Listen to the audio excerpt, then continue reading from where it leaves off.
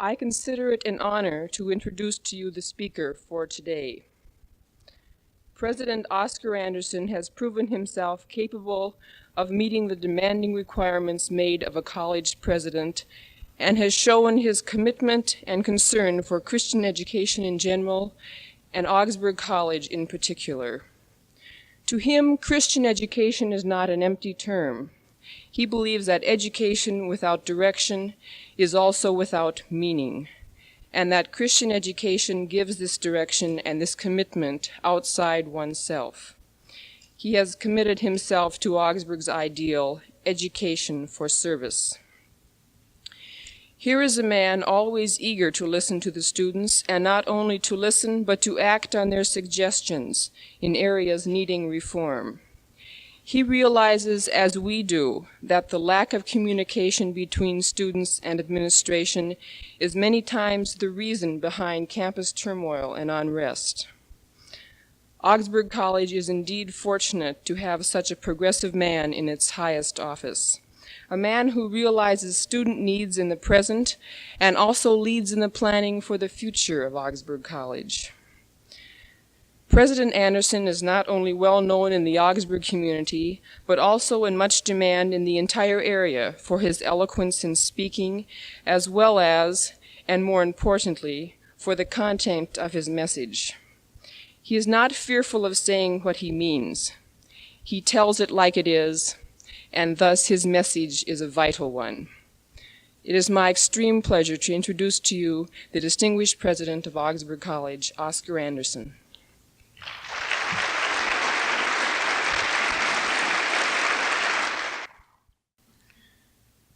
Thank you, Lorraine. You say the nicest things. And there is something rather fine about being introduced by a lovely woman. Welcome to the first school year of the second century at Augsburg College. The president's convocation at the opening of school may be a questionable practice, and perhaps should be one of the other things reviewed during the coming year. It does give the president, however, an opportunity to say a word from the bridge.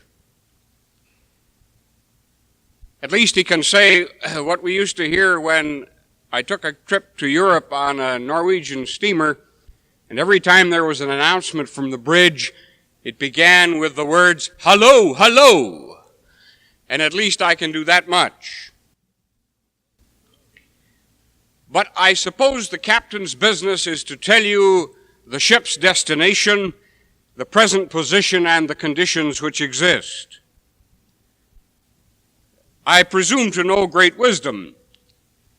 I am very much like the captain whose mate noticed that every morning after the captain made his appearance on the bridge, he disappeared for a moment into his cabin and then came back again. And the mate couldn't figure out what the captain was doing in his cabin during those few moments. And so he spied on him one day, and he noticed that he opened the drawer and looked into it, shut the door, and came back on the bridge. So one day the mate went into the captain's cabin when the captain wasn't around, and he pulled out the drawer, and he saw there a little slip of paper, and it said, "Starboard right, port side left."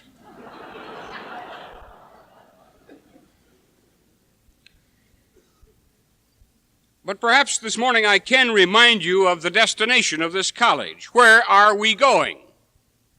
What is the goal of Augsburg College? Where is this ship headed? I tried to answer this question in a statement to the faculty a few days ago, and let me try it on again. It combines the elements which we believe to be important to the life of Augsburg. Our ultimate goal is to provide an education which will liberate, prepare, and motivate students toward the realization of the Christian values of truth, freedom, justice, love, trust, and human dignity to be expressed by the individual in the challenging and complex context of an urbanized society. We are here to realize that goal, and toward that end, we begin a new year of educational activity. This is to say that our primary function here is to study, to learn, to understand, and to grow as persons in whom resides unrealized potential. But there are some prerequisites for all of this. There are some givens necessary if genuine learning is to take place. The first prerequisite is ability. Now, there are various levels of ability represented in this student body. But we can say unequivocally, you have the marbles. You can cut the mustard. I have faith in the admissions committee of this college, which has passed on your application, so that your matriculation is an evidence of our faith in you. You are capable, each and every one of you, of college work. The second prerequisite is motivation. Somehow or another, ignition has to be supplied. And this is always difficult to measure and even harder to supply. But it must be present for learning. Most college casualties result from a lack of motivation. Now, this can come from many sources. It can come from the expectations of those whom we love. We don't want to let them down. It may come from some vocational objective. I'm going to be a teacher. I'm going to be a doctor. I'm going to be a lawyer. It may come from some fire-lighting experience, as, for example, a trip abroad or a trip to some other part of the country or a few days or weeks in a ghetto experience. But most of all, this ignition is supplied by some person, by a teacher. All you need, my friends, is one excitement-producing teacher in this college, and your college experience is a success. The third prerequisite is discipline. There is no substitute at this college or any other college for self-mastery. Self-mastery is the secret to subject mastery. And there will have to be a high degree of self-discipline if you are going to make it through your years of college, be they many or few. But already you're beginning to sense the distractions and the temptations which can turn you aside from the essential task. The fourth element, the fourth prerequisite, is one that I would like to call reconciliation. The reconciliation of conflicting forces which can destroy our opportunity. The resolution of disruptive differences. I'm not here thinking primarily of personal inner conflicts, although we all have them. And I hope that we are so structured and so staffed here at Augsburg so that if you have these inner problems and these conflicts, you will find someone who will help you face them and help you to an inner solution to these civil wars which may exist within your person. But I'm thinking of the social reconciliation, which produces an academic weather condition where the barometer is steady.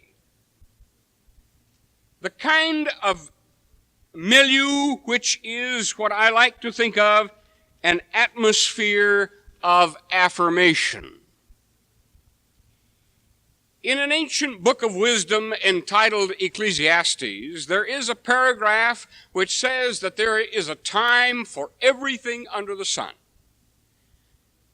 And in this paragraph it says there is a time to rend and a time to mend. What I'm talking about is a time to mend. To be sure, there are times to rend. Toward the end of our vacation up at our lake home, my wife suddenly got the idea that she ought to reupholster an old chair. And so she said to me, "You take it apart, I'll put it together." Now you see the abilities here. I can rip, but I can't construct.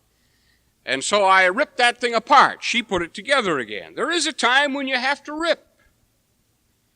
Education has gone through a convulsive period of tearing and ripping. In the past few years at all colleges and universities, the time to rend has been experienced. Sometimes violently, other times not so violently, but excruciatingly nevertheless.